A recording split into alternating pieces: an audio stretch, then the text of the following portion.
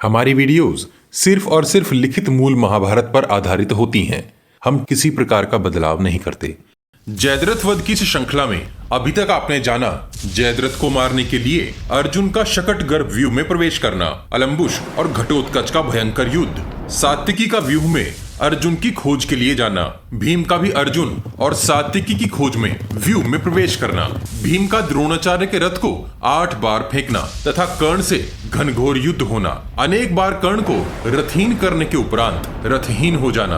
अब आगे यह एक पॉडकास्ट है, इसे आप शांतिपूर्वक बैठकर सुनिए और महाभारत का आनंद लीजिए। द्रोण पर्व अध्याय 140। कर्ण को भीम से दूर हटाने के लिए अर्जुन ने अपने बाण कर्ण और फिर अश्वत्थामा पर चलाए। अब धृतराष्ट्र संजय से बोले, हे संजय, प्रतिदिन मेरा यश घटता जा रहा है क्योंकि मेरे बहुत से योद्धा मारे गए हैं। इसे तो मैं समय का ही फेर समझता हूँ। अश्वत्थामा और कर्ण जैसे महाबलियों के द्वारा सुरक्षित मेरी सेना में जहाँ देवताओं का भी प्रवेश असंभव था, क्रोध में भरे हुए अर्जुन उसमें प्रविष्ट हो गए। महापराक्रमी श्री कृष्ण, भीमसेन तथा सात्विकी का साथ होने से अर्जुन का बल और भी बढ़ गया है। जब से यह बात मुझे ज्ञात हुई है तब से शोक मुझे उसी प्रकार दग्ध कर रहा है जैसे काष्ठ अर्थात लकड़ी से पैदा होने वाली आग अपनी आधारभूत लकड़ी को ही जला देती है। सिंधुराज जयद्रथ किरीटधारी अर्जुन का महान अप्रिय करके जब उनकी आंखों के सामने आ पहुंचा है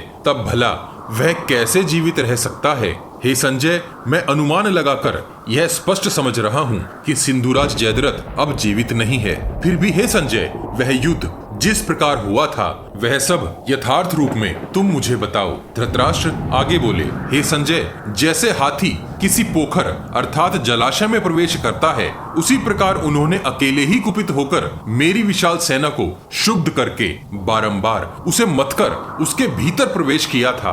उस वृष्णिवंशी वीर सात्विकी ने अर्जुन के लिए जैसा युद्ध किया था उसका भी वर्णन करो। संजय बोले, हे राजन, वीर भीमसेन को कर्ण द्वारा पीड़ित हुआ देखकर वीर सात्विकी ने उन नरवीरों के समूह में अपने रथ द्वारा भीमसेन की सहायता के लिए उनका अनुसरण किया। इंद्र के समान गरजते और सूर्य के तेज के समान प्रज्वलित होते सात्विकी अपने सुदृढ़ धनुष द्वारा आपके पुत्र दुर्योधन की सेना को कंपाते हुए शत्रुओं का संहार करने लगे। हे भारत, उस युद्ध स्थल में रजत अर्थात चांदी वर्ण के अश्वों द्वारा आगे बढ़ते और गर्जना करते सात्विकी को आपके सारे रथी मिलकर भी न रोक सके। उस समय सोने का कवच और धनुष धारण किए युद्ध से कभी पीठ न दिखाने वाले राजाओं में श्रेष्ठ राजा अलम्बुश ने अमर्ष में भरकर वीर सात्विकी को अचानक सामने आकर रोका। हे भरत नंदन, उन दोनों का जैसा संग्राम हुआ वैसा दूसरा कोई युद्ध नहीं हुआ था।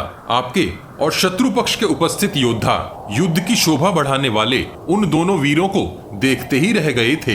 राजाओं में श्रेष्ठ अलम्बुश ने सात्विकी को बलपूर्वक 10 बाण मारे। शीनी प्रवर सात्विकी ने भी अपने बाणों द्वारा अपने समीप पहुंचने से पहले ही उन समस्त बाणों को काट दिया। तब अलम्बुश ने धनुष को कान तक खींचकर अग्नि के समान प्रज्वलित 3 तीखे बाणों द्वारा पुनः सात्विकी पर प्रहार किया। वे बाण सात्विकी के कवच को विदीर्ण करके उनके शरीर में घुस गए। उन प्रज्वलित तीखे बाणों द्वारा सात्विकी का शरीर विदीर्ण करके राजा अलम्बुश ने चांदी के समान चमकने वाले उनके उन चारों अश्वों को भी 4 बाणों से अत्यंत घायल कर दिया। उस प्रहार को देखकर चक्रधारी विष्णु के समान प्रभावशाली और वेगवान सात्विकी ने अपने सदे हुए वेगशाली 4 बाणों द्वारा राजा अलम्बुश के चारों अश्वों को मार डाला।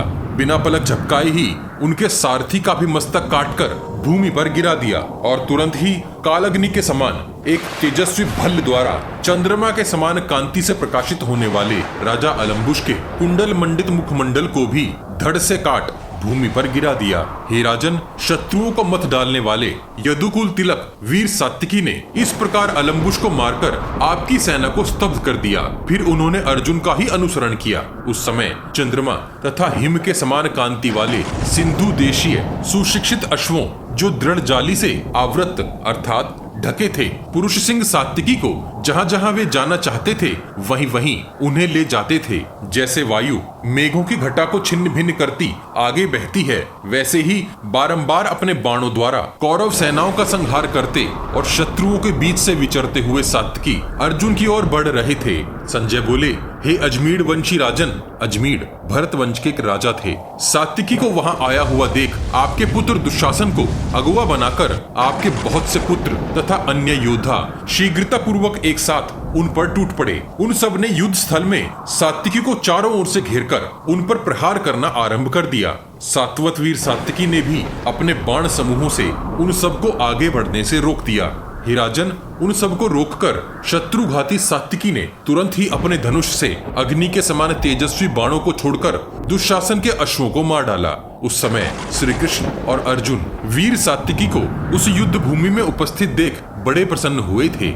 द्रोण पर्व अध्याय 141। संजय बोले, हे राजन, महाबाहु सात्विकी जल्दी किए जाने वाले कार्यों में बड़ी फुर्ती दिखाने वाले और अर्जुन की विजय चाहने वाले थे। सात्विकी को दुशासन के रथ पर आक्रमण करने के लिए उद्यत देख त्रिगर्त देशीय महाधनुर्धर योद्धाओं ने सात्विकी को सब ओर से घेर लिया। रथ समूह द्वारा सब ओर से सात्विकी को अवरुद्ध करके उन योद्धाओं ने क्रोध पूर्वक बाण समूहों की वर्षा आरंभ कर दी, परंतु शत्रु रूप बनकर आए 50 राजकुमारों को सात्विकी ने अकेले ही परास्त कर दिया। हे राजन, वहां पहुंचकर हम लोगों ने उस रणभूमि में सात्विकी का अद्भुत चरित्र देखा था।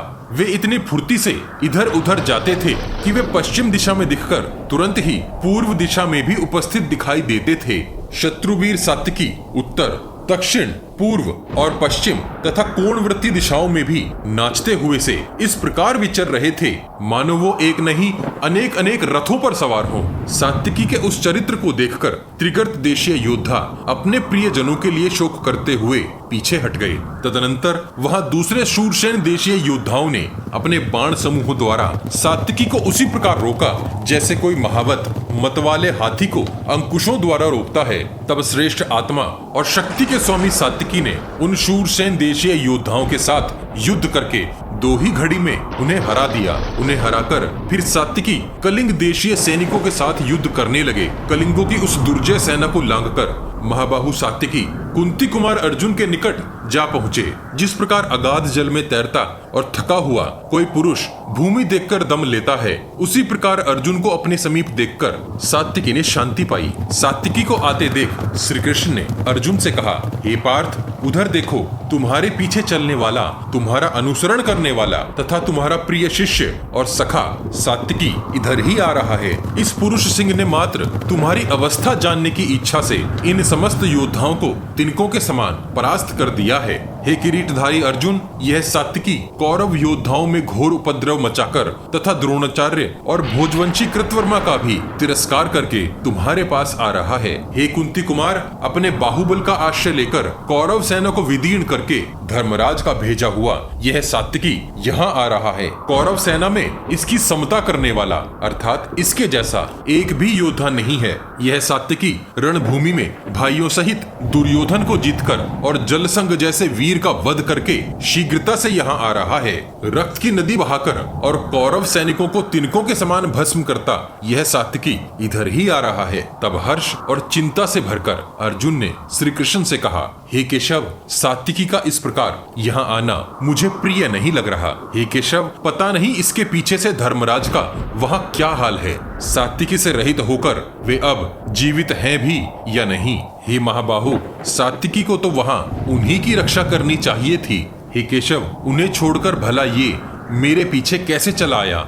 धर्मराज अब द्रोण के सामने अकेले हैं और जयद्रथ भी अभी मारा नहीं गया है और यहाँ ये भूरिश्रवा सात्विकी की ओर बढ़ता जा रहा है। इस समय सिंधुराज जयद्रथ के कारण यह मुझ पर बहुत बड़ा भार सा बन गया है। हे केशव, अब मुझे सर्वप्रथम तो राजा का कुशल समाचार जानना चाहिए तथा फिर सात्विकी की रक्षा भी करनी चाहिए। इसके सिवाय अभी जयद्रथ का वध करना भी शेष है और इधर सूर्यदेव भी अस्त होने की ओर अग्रसर है। हे माधव, ये महाबाहु सात्विकी इस समय अत्यंत थक कर अल्प प्राण सा प्रतीत हो रहा है। इनके अश्व और सारथी भी थक गए हैं, किंतु हे केशव, ये भूरिश्रवा और इसके सहायक तनिक भी थके हुए नहीं हैं। क्या इन दोनों के इस संघर्ष में इस समय सात्विकी विजयी हो सकेंगे? कहीं ऐसा न हो कि महाबली सात्विकी इस विशाल सेना को पार करके यहाँ तक पहुँचकर गाय के खुर के समान बराबर जल में डूब जाएं। कौरव सेना के इस वीर बलशाली अस्त्र वेत्ता भूरिश्रवा से भिड़कर क्या सात्विकी सकुशल रह सकेंगे? हे केशव, मैं तो धर्मराज के इस कार्य को उनकी एक भूल समझता हूँ, जिन्होंने द्रोणाचार्य का भय छोड़कर सात्विकी को इस ओर भेजा है। जिस प्रकार एक बाज मांस पर झपट्टा मारता है, उसी प्रकार द्रोणाचार्य प्रतिदिन धर्मराज को बंदी बना लेना चाहते हैं। हे केशव, क्या राजा युधिष्ठिर सकुशल होंगे? द्रोण पर्व अध्याय 142। संजय बोले, हे राजन, युद्ध धर्मद सात्विकी को आते देख भूरिश्रवा ने क्रोध पूर्वक उस पर चढ़ाई कर दी। हे महाराज, कुरुवंशी भूरिश्रवा ने उस समय सात्विकी से इस प्रकार कहा, अहो, बड़े सौभाग्य की बात है कि आज तुम मेरी आंखों के सामने आ गए हो। आज युद्ध में मैं अपनी बहुत दिनों की इच्छा पूर्ण करूंगा। यदि तू मैदान छोड़कर नहीं भागेगा तो आज मेरे हाथ से जीवित नहीं बचेगा। हे दाशार्ह अर्थात सात्विकी, तुम सदैव अपने को बड़ा शूरवीर मानकर अभिमान करते हो। आज मैं तुम्हारा वध करके कुरुराज दुर्योधन को आनंदित करूंगा।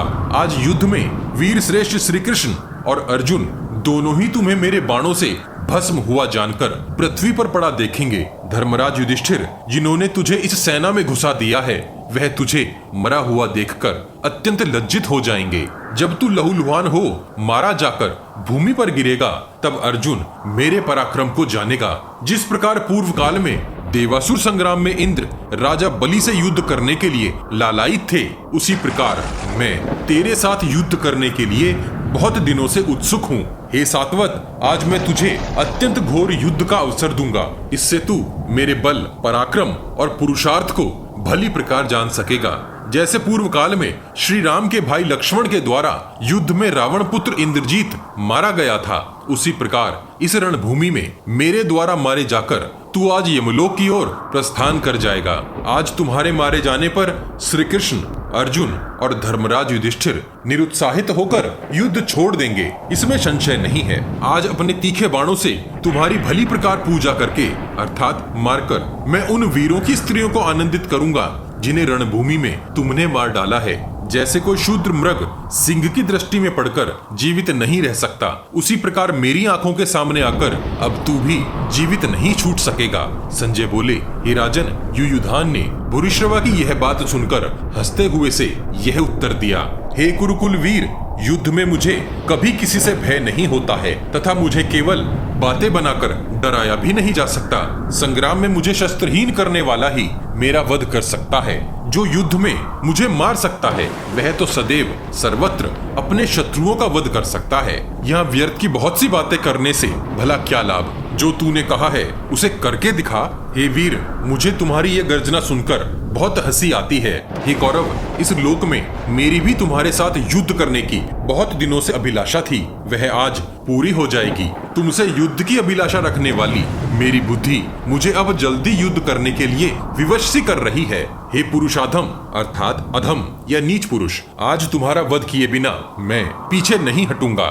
इस प्रकार एक दूसरे को मार डालने की इच्छा लेकर वे दोनों नरश्रेष्ठ वीर बाणों का प्रहार करते हुए उस युद्ध स्थल में एक दूसरे पर आघात करने लगे। वे दोनों महाधनुर्धर दो मदोन्मुक्त हाथियों की तरह एक दूसरे से भिड़ गए। भूरिश्रवा और सात्विकी दोनों शत्रुदमन वीरों ने मेघों की भांति परस्पर भयंकर बाण वर्षा प्रारंभ कर दी। हे भरत श्रेष्ठ, सोमदत्त के पुत्र भूरिश्रवा ने सात्विकी को मार डालने की इच्छा से अत्यंत तीखे बाणों द्वारा उसे आच्छादित करके 10 बाणों से घायल करके उन पर और भी बहुत से पैने बाण छोड़े। हे राजन, सात्विकी ने भूरिश्रवा के उन बाणों को अपने पास आने से पहले ही आकाश में ही नष्ट कर दिया। वे दोनों वीर उत्तम कुलों में उत्पन्न हुए थे। एक कुरुकुल की कीर्ति बढ़ा रहा था तो दूसरा वृष्णि वंश का यश बढ़ा रहा था। जैसे सिंह नाखूनों से और विशाल गजराज दांतों से परस्पर एक दूसरे पर प्रहार करते हैं, उसी प्रकार वे दोनों वीर शक्तियों तथा बाणों द्वारा एक दूसरे को शत विक्षत करने लगे और खून बहाते हुए एक दूसरे को रोकने लगे। वे दोनों वीर कुछ समय तो एक दूसरे की ओर देखकर गर्जन तर्जन करते थे। सात्विकी और भूरिश्रवा दोनों परस्पर बाणों की बौछार कर रहे थे और धृतराष्ट्र के सभी पुत्र हर्ष में भरकर उनके इस युद्ध का दृश्य दर्शक बनकर देख रहे थे। उन दोनों ने एक साथ ही भीषण प्रहार कर एक दूसरे के अश्वों को मारकर एक एक बाण से एक दूसरे के धनुष को भी काट दिया। तब उस महायुद्ध में दोनों ही रथहीन होकर और खड़ग अर्थात तलवार हाथ में लेकर एक दूसरे के सामने आने लगे। बैल के चर्म से मड़ी हुई दो विचित्र, सुंदर और विशाल ढालें लेकर और तलवारों को मयान से बाहर निकालकर वे दोनों वहां विचरने लगे। क्रोध में भरे हुए वे दोनों वीर नाना प्रकार के मार्ग और मंडल अर्थात पैंतरे तथा दांव पेंच दिखाकर एक दूसरे पर बारंबार चोट करने लगे। उन दोनों के कवच विचित्र और आभूषणों से विभूषित थे। शत्रुओं का दमन करने वाले वे दोनों यशस्वी वीर भ्रांत अर्थात घूमकर, उदंत अर्थात बिना जमे या एक जगह रुके, आविद्ध अर्थात बींधकर या फेंककर, आप्लुत अर्थात सराबोर होकर सधे हुए या आगे बढ़कर, विप्लुत अर्थात अस्त व्यस्त होकर बिना सधे या पीछे हटकर, स्रत अर्थात सरक सरक कर, संपात अर्थात एक साथ प्रहार करके और समुदीर्ण अर्थात उत्तेजित प्रहार आदि गति और पैंतरे दिखाते हुए परस्पर तलवारों का एक दूसरे पर वार करने लगे। ये दोनों ही वीर विचित्र रीति से उछलते कूदते थे। वे दोनों ही योद्धा तनिक रुक रुक कर अर्थात विश्राम सा करते हुए प्रहार कर रहे थे। हे राजन, उन्होंने लगभग 2 घड़ी तक एक दूसरे पर तलवारों से चोट करके दोनों ने दोनों की ही 100 चिन्हों से सुशोभित विचित्र ढालें काट डाली। फिर वे दोनों पुरुष सिंह भुजाओं द्वारा मल्ल युद्ध करते हुए एक दूसरे से गुथ गए। दोनों के वक्षस्थल चौड़े और भुजाएं बड़ी बड़ी थी तथा वे दोनों ही मल्ल युद्ध में अत्यंत कुशल थे। हे राजन, उन दोनों के भुजाओं द्वारा आघात, निग्रह अर्थात हाथ पकड़ना और प्रग्रह अर्थात गले में हाथ लगाना आदि दांव पेंच देखकर वहां समस्त योद्धा हर्षित हो रहे थे। जैसे 2 हाथी दांतों के अग्रभाग से तथा 2 सांड सींगों से लड़ते हैं, उसी प्रकार वे दोनों वीर कभी भुजाओं से बांधकर, कभी सिरों से टक्कर लगाकर, कभी पैरों से खींचकर, कभी पैर से पैर लपेटकर, कभी तोमर प्रहार के समान ठोक कर, कभी अंकुश गाड़ने के समान एक दूसरे को नोचकर, कभी पादबंध, उदरबंध, उद्भ्रमण, गत, प्रत्यागत, आक्षेप, पातन, उत्थान और संलुप्त आदि दावों का प्रदर्शन करते हुए वे दोनों महामनस्वी वीर परस्पर युद्ध कर रहे थे। हे राजन, इस प्रकार वे दोनों महाबली वीर परस्पर जूझते हुए मल्ल युद्ध की जो 32 कलाएं हैं उनका प्रदर्शन करने लगे। तदनंतर जब सात्विकी मल्ल युद्ध कर रहे थे उस समय श्री कृष्ण ने अर्जुन से कहा, हे पार्थ, इस सात्विकी की ओर देखो, यह रथहीन होकर भी युद्ध कर रहा है। हे पांडुनंदन, तुम्हारे पीछे पीछे यह कौरव सेना का व्यूह भेद कर भीतर घुस आया और भरत वंश के प्राय सभी महापराक्रमी योद्धाओं के साथ युद्ध कर चुका है। दुर्योधन की सेना में जो मुख्य योद्धा और प्रधान महारथी थे वे सैकड़ों की संख्या में इस वीर के हाथ से मारे गए हैं। हे अर्जुन, यहाँ आता हुआ सात्विकी अत्यंत थक गया है। यज्ञों में पर्याप्त दक्षिणा देने वाले भूरिश्रवा उसके साथ यहाँ युद्ध करने आ पहुँचे हैं। इस समय इसके साथ इस प्रकार लड़ना उचित नहीं है। हे राजन, इस प्रकार की बातें श्री कृष्ण और अर्जुन कर रहे थे। हे राजन, इसी प्रकार क्रोध से भरे हुए रण दुर्मद भूरिश्रवा ने सात्विकी पर उछलकर उसी प्रकार आघात किया जैसे एक मतवाला हाथी दूसरे हाथी पर चोट करता है। वहां रथ पर बैठे हुए श्री कृष्ण और अर्जुन वह युद्ध देख रहे थे। तब महाबाहु श्री कृष्ण ने अर्जुन से कहा, हे पार्थ, देखो, वृष्णि तथा अंधक वंश में उत्पन्न हुआ वह श्रेष्ठ वीर सात्विकी इस समय भूरिश्रवा के वश में हो गया प्रतीत होता है। वह अत्यंत दुष्कर कर्म करने के कारण थकान से चूर चूर हो पृथ्वी पर गिर रहा है। हे अर्जुन, वीर सात्विकी तुम्हारा ही शिष्य है, उसकी रक्षा करो। हे पुरुष व्याघ्र, कहीं यह श्रेष्ठ वीर तुम्हारे प्रेम के कारण यज्ञशील भूरिश्रवा के अधीन न हो जाए, इसलिए तुम शीघ्र प्रयत्न करो। तब अर्जुन ने प्रसन्नचित्त होकर श्री कृष्ण से कहा, हे केशव, जैसे कोई सिंह वन में मतवाले महान गजराज के साथ क्रीड़ा करता है, उसी प्रकार कुरुकुल शिरोमणि भूरिश्रवा वीर सात्विकी के साथ रण क्रीड़ासी कर रहे हैं। संजय बोले, हे राजन, पांडुनंदन अर्जुन इस प्रकार कह ही रहे थे कि वहां सैनिकों में महान कोलाहल होने लगा। महान भूरिश्रवा ने सात्विकी को उठाकर भूमि पर पटक दिया। जैसे कोई सिंह किसी मतवाले हाथी को खींच रहा हो, वैसे ही भूरिश्रवा वहां सात्वत वंश के इस वीर को भूमि पर घसीटते हुए बड़ी शोभा पा रहे थे। तदनंतर भूरिश्रवा ने रणभूमि में सात्विकी की छाती पर एक लात मारकर एक तलवार को मयान से बाहर निकालकर सात्विकी के बाल पकड़ उसका सर काटने को तैयार हो गए। उस समय सात्विकी भी बड़ी शीघ्रता के साथ अपने मस्तक को घुमाने लगे। हे राजन, जैसे कोई कुम्हार डंडे से चाक को घुमाता है, उसी प्रकार केश पकड़े हुए भूरिश्रवा से खुद को छुड़ाने के लिए सात्विकी अपने मस्तक को जोर जोर से घुमाने लगा। इस प्रकार वहां केश खींचे जाने के कारण सात्विकी को कष्ट पाते देख श्री कृष्ण अर्जुन से पुनः बोले, हे महाबाहो, देखो, वृष्णि और अंधक वंश का यह सिंह भूरिश्रवा के वश में पड़ गया है। वह तुम्हारा शिष्य है, चतुर है, धनुर्विद्या में तुमसे कम नहीं है। भूरिश्रवा ने सात्विकी से भी अधिक बल दिखाया है। उसके सामने सात्विकी का बल व्यर्थ सा होता दिख रहा है। श्री कृष्ण के ऐसा कहने पर भूरिश्रवा के पराक्रम को देखकर अर्जुन ने मन ही मन भूरिश्रवा की प्रशंसा की और मन में ही बोलने लगे, कुरुकुल की कीर्ति को इस प्रकार बढ़ाने वाला यह भूरिश्रवा इस युद्ध स्थल में ऐसा पराक्रम दिखाकर बारंबार मेरा हर्ष बढ़ा रहा है। भूरिश्रवा वीर सात्विकी को खींच तो रहा है, परंतु वह उसे मार नहीं सकेगा। हे राजन, इस प्रकार मन ही मन उस कुरुवंशी वीर की प्रशंसा करके कुंती कुमार अर्जुन ने श्री कृष्ण से कहा, हे प्रभु, मेरी दृष्टि सिंधुराज जयद्रथ पर टिकी हुई है, इसलिए मैं सात्विकी की ओर पूर्ण दृष्टि घुमाकर नहीं देख रहा हूँ, परंतु अब मैं इस यदुवंशी वीर की रक्षा के लिए जो दुष्कर कर्म करने वाला हूँ उसे आप देखिए। ऐसा कहकर श्री कृष्ण की आज्ञा का पालन करते हुए पांडुनंदन अर्जुन ने गांडीव धनुष पर एक तीखा शूरप्र बाण रखा। अर्जुन की भुजाओं से छोड़े गए उस शूरप्र ने आकाश से गिरी हुई एक उल्का के समान उस यशस्वी भूरिश्रवा की बाजूबंद विभूषित दाहिनी भुजा को खड्ग सहित काट गिराया। द्रोण पर्व अध्याय 143। संजय बोले, हे राजन, अर्जुन ने अदृश्य रहकर अर्थात भूरिश्रवा के न देखते हुए सात्विकी का मस्तक काटने के लिए उठाई हुई उस उत्तम बाजूबंद से सुशोभित भुजा को ज्यों ही बाण मारकर पंचमुखी सर्प के समान बहते हुए रक्त के साथ भूमि पर गिराया। ऐसा देख वहां उपस्थित सभी प्राणी दुखी हो गए। कुंती कुमार अर्जुन के द्वारा खुद को असफल किया हुआ देख कुरुवंशी भूरिश्रवा ने कुपित हो सात्विकी को छोड़कर तथा दूर खड़े होकर पांडुनंदन अर्जुन की निंदा करते हुए इस प्रकार कहा।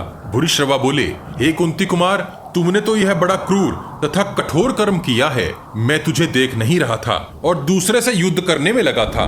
उस दशा में तुमने मेरी बाह काट दी। तुम धर्मपुत्र राजा युधिष्ठिर से क्या कहोगे?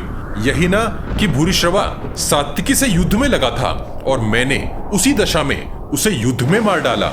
अरे पार्थ, इस प्रकार की अस्त्र विद्या का उपदेश तुम्हें महात्मा इंद्र ने दिया है या साक्षात प्रभु शंकर ने अथवा द्रोण या कृपाचार्य ने? तुम तो इस लोक में दूसरों से अधिक अस्त्र धर्म के ज्ञाता हो। फिर जो तुम्हारे साथ युद्ध नहीं कर रहा था उस पर संग्राम में तुमने क्यों प्रहार किया? मनस्वी पुरुष असावधान खड़े, डरे हुए, रथहीन, प्राणों की भिक्षा मांगने वाले तथा संकट में पड़े हुए मनुष्य पर प्रहार नहीं करते हैं। हे पार्थ, यह नीच तथा दुष्ट पुरुषों के द्वारा किया जाने वाला अत्यंत दुष्कर पाप कर्म तुमने कैसे किया? हे धनंजय, श्रेष्ठ पुरुषों के लिए श्रेष्ठ कर्म करना अत्यंत सुलभ होता है, परंतु उनसे इस प्रकार का खोटा कर्म नहीं किया जाता।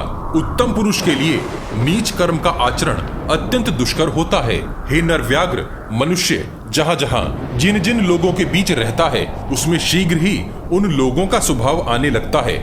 यही बात अब तुझ में भी दिखाई देती है। तू राजाओं के वंश और विशेषतः कुरुकुल में उत्पन्न होकर भी अपने क्षत्रिय धर्म से कैसे डिग गया? तेरा शील स्वभाव तो अत्यंत उत्तम था और तूने श्रेष्ठ वेदताओं का पालन भी किया था। तुमने सात्विकी को बचाने के लिए जो यह अत्यंत नीच कर्म किया है, यह निश्चय ही तूने वासुदेव श्री कृष्ण के कहने से किया होगा, अन्यथा तुझ में ऐसा नीच विचार संभव नहीं है। तेरी कीर्ति और प्रतिष्ठा के विरुद्ध तुझे ऐसा कर्म नहीं करना चाहिए था। जो श्री कृष्ण का मित्र हो, भला उसके सिवाय कौन दूसरे से युद्ध कर रहे पुरुष को ऐसा दुख दे सकता है? हे कुंती नंदन, वृष्णि और अंधक वंश के लोग तो संस्कार भ्रष्ट, हिंसा प्रधान कर्म करने वाले और स्वभाव से ही निंदित होते हैं। फिर उनकी बातों को तुमने कैसे मान लिया? रणभूमि में भूरिश्रवा के ऐसा कहने पर अर्जुन ने उससे कहा। अर्जुन बोले, हे प्रभु, यह स्पष्ट है कि जो पुरुष मरने वाला होता है उसकी बुद्धि भी मारी जाती है। तुमने इस समय जो कुछ कहा है वह सब व्यर्थ ही कहा है। तुम संपूर्ण इंद्रियों के नियंता अर्थात नियमों को जानने वाले श्री कृष्ण को और मुझ पांडुपुत्र अर्जुन को भी भली प्रकार जानते हो, फिर भी तुम हमारी निंदा करते हो। तुम संग्राम के धर्मों को जानते हो और वेद शास्त्रों के अर्थ ज्ञान में भी पारंगत हो।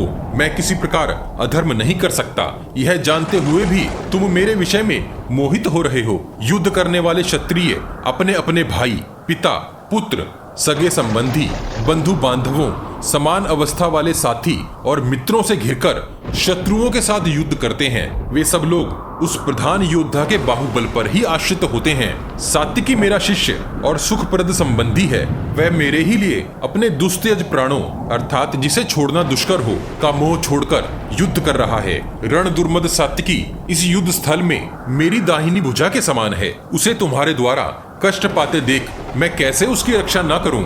हे राजन, रणभूमि में गए हुए वीर के लिए केवल अपनी ही रक्षा करना उचित नहीं है। जो उसके लिए लड़ रहा है वह अवश्य ही उसके द्वारा रक्षणीय हुआ करता है। इसी प्रकार उन सुरक्षित किए गए सुहृदयों तथा योद्धाओं का भी कर्तव्य है कि वे महासमर में अपने राजा की रक्षा करें। यदि मैं इस महायुद्ध में सात्विकी को अपने सामने ही मरते देखता तो उसकी मृत्यु से मुझे अनर्थकारी पाप लगता, इसलिए मैंने उसकी रक्षा की है। अतः तुम मुझ पर क्यों क्रोध करते हो? हे राजन, आप जो यह कहकर मेरी निंदा कर रहे हैं कि हे अर्जुन, मैं तो दूसरे के साथ युद्ध में लगा था, उस दशा में तुमने मेरे साथ छल किया है, यह तो तुम्हारी बुद्धि का ही भ्रम है। तुम स्वयं कवच पहन रथ पर चढ़े थे, धनुष की प्रत्यंचा खींचते थे और अपने बहुसंख्यक शत्रुओं के साथ युद्ध कर रहे थे। इस प्रकार रथ, हाथी, घुड़सवार और पैदलों से भरे हुए सैन्य समुद्र में जहां अपने और शत्रु पक्ष के लोगों का परस्पर युद्ध चल रहा था, तुम्हारी सात्विकी के साथ मुठभेड़ हुई थी।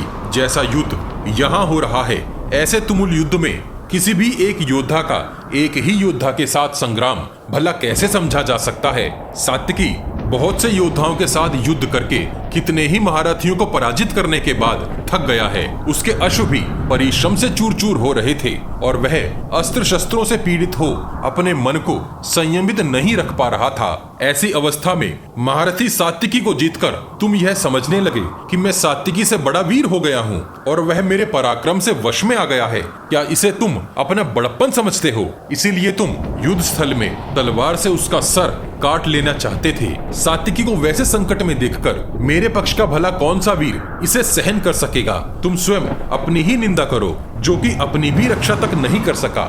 हे वीरवर, फिर जो तुम्हारा आश्रय लेकर युद्ध कर रहा है उसकी रक्षा भला तुम कैसे ही कर सकोगे? संजय बोले, हे राजन, अर्जुन के ऐसा कहने पर यूप अर्थात यज्ञ में लगने वाला स्तंभ के चिन्ह की ध्वजा वाले महाबाहु भूरिश्रवा सात्विकी को छोड़कर रणभूमि में आमरण अनशन का नियम लेकर बैठ गए। पवित्र लक्षणों वाले भूरिश्रवा अपने बाएं हाथ से बाणों को भूमि पर बिछाकर उस पर आसन लगाकर बैठ गए।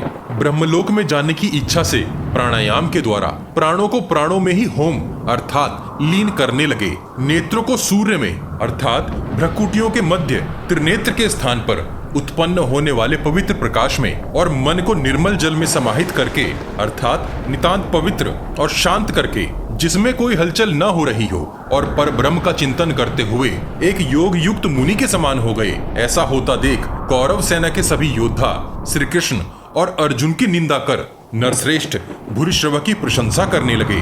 उनके द्वारा निंदित होने पर श्री कृष्ण और अर्जुन ने कोई बात नहीं कही तथा प्रशंसा होने पर भी योग में लीन भूरिश्रवा ने कोई हर्ष प्रकट नहीं किया।